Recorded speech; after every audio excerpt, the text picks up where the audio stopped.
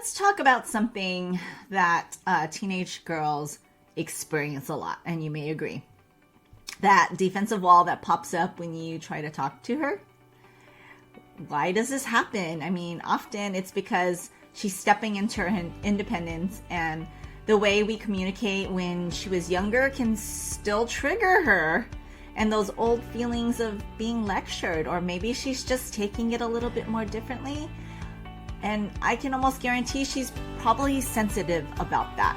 So today I'm sharing 3 deeper tips to help you break that cycle and create a bridge instead of a wall. If you are frustrated with how to get your teenage daughter to open up to you because all you want is to connect with her as you once did, you're in the right place. Hey, I'm Jeannie Baldomero, a former rebellious teen, now mom of 3 young adults, educator, and the mom mentor, equipping you to create open communication with your girl so she can come to you about anything, even if she's scared. So grab your oat milk latte, breathe, and let's do this together. Okay, Mom, I know you've read many parenting books or attended some parenting workshops or even just watched TikTok or Instagram reels on how to raise your teenage daughter, and have learned lots of advice on how to create communication that's healthy between you and your daughter. You've tried countless ways to have a conversation with your girl, only to feel defeated because nothing has changed between the two of you. You're still walking on eggshells, and she's still not answering your questions and taking them seriously, right? And thinking about attending another workshop, reading another book just doesn't seem feasible now with so much on your plate. But because you're frustrated, you need something you can implement now, right? In a short time. The window of teenhood, mamas, just listen to this, is closing. That's 7 years. 7 years, and they go by so fast, believe me. And you want to make an impact with your daughter. You want to know that what you're saying and how you're raising her is going to stick. So my Talk to Your Teen Girl Framework course is actually here to help you get the specific information you need to understand your girl. Reasons to shift your role right now and right away, and create a step-by-step simple plan that you can implement on day 1.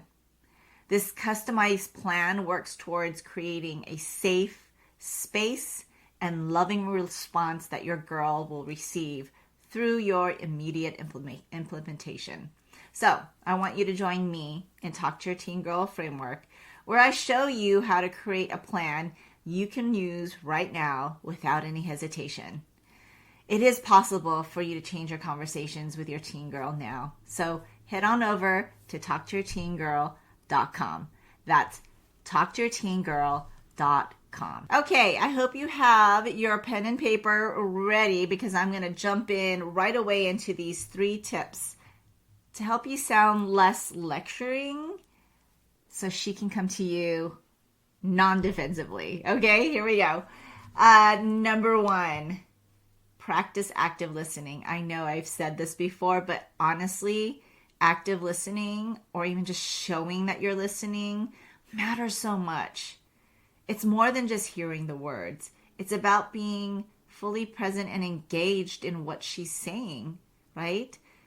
Maybe that means putting down the distraction, stopping what you're doing, putting the phone down, not thinking ahead of what to tell her, right? We're not trying to solve her problems in that moment. And believe me, daughters or girls, teenagers in general, are super sensitive to that. They can sniff that out when we're not really paying attention. And it's just so important. Why is this so important? Because it makes her feel like she's heard. It makes her feel like she's important. And it makes her feel like she's being understood when we are actively listening to her. So maybe instead of, we can focus on her tone, right? Maybe her pauses, and reflect back on what you hear. She may be saying something, we don't agree with, but maybe her tone and her pauses might indicate what she's really feeling, right? If she's agitated, she'll have a little attitude in it. If she's concerned or sad, she might have a softer tone or maybe a little hesitation, right? I think moms, we're really good at reading our girls. We just need to make sure we are not distracted so that we can truly understand our daughters, right? Isn't that part of listening? So an example is if she says, I'm just so overwhelmed with school, instead of rushing to really give her some advice, maybe we can affirm what she's saying. Yeah, that sounds really hard. School is overwhelming. You guys have a lot to do, more than what we had to do when I was your age, allowing and affirming what she's saying. Can you tell me more about what that means? What's overwhelming you, right? When she feels heard, the walls will come down. The second is really being vulnerable yourself. When you can relate, or when she knows that you can relate to how she's feeling because you've experienced it yourself, it can feel less scary, right? She can say, okay, then it's not just me. I'm not the only one going through this, because there's such an insecurity, and it's almost like it doesn't make sense, a nonsensical insecurity in things that they fear, right? But it makes sense because they don't have the experience to know that somebody else might be feeling the same thing too, right?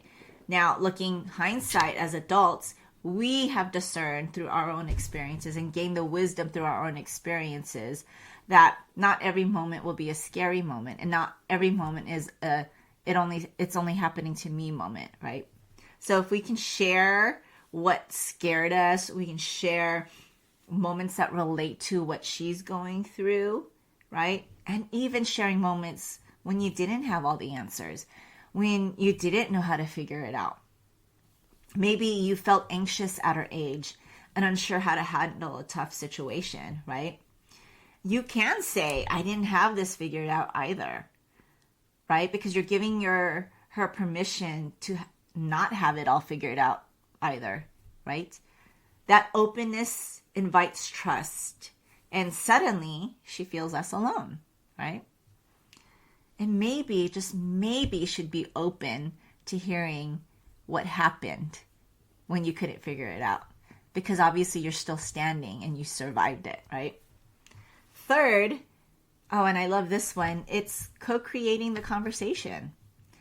Instead of jumping into a heavy talk, invite her to explore it together. Maybe something like, hey, can we figure this out as a team? Or I need your help figuring this out together, right? I don't have all the answers, but I'd love to walk through this with you. Making it a partnership will feel less like you're lecturing her, like you need to give her the advice. You shift from being the authority to the ally. You're coaching her.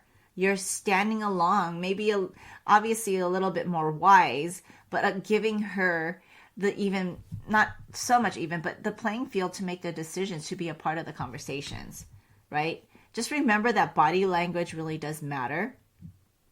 How you keep your posture, like keep it open, right? Open your arms, uncross your arms, and let her see that you're in the moment with her, right? When you're listening, we tend to lean in a little bit more. Maybe we're looking at them, and if they're intimidated by eye contact, but then, we're just leaning in every now and then, looking at them, right? Maybe side-by-side conversations like in the car, but acknowledging them by looking at them every moment. These are just little things that we can do and add into shifting our conversations with our girls so they don't feel like they're getting ready to arm themselves over a lecture, right?